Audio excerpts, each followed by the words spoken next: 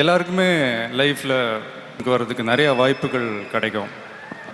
என்ன அந்த வாய்ப்பில் இருக்கிற கஷ்டத்தை பார்க்குறவங்க தோத்துடுறாங்க, அந்த கஷ்டத்துலேயும் இருக்கிற வாய்ப்பை பார்க்குறவங்க ஜெயிக்கிறாங்க.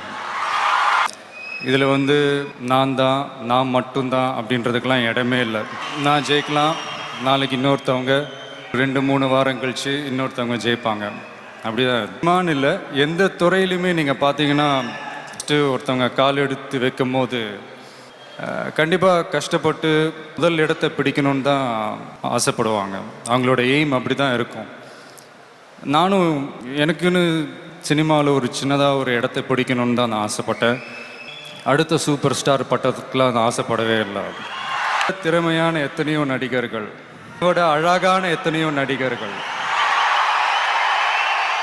இதே கோலோட இருக்காங்க.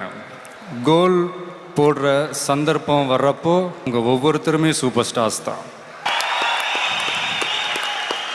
கோல் போடும்போது அந்த பந்து மட்டும்தான் வலைக்குள்ளே விழணுமே தவிர நாம் அந்த வலைக்குள்ளே விழுந்துடக்கூடாது. கிரீடம் எவ்வளவு கனமாக இருந்தாலும் அதை தாங்குகிற தலை கனமாக இருக்கக்கூடாதுன்றதில் கனமாக இருக்கணும்.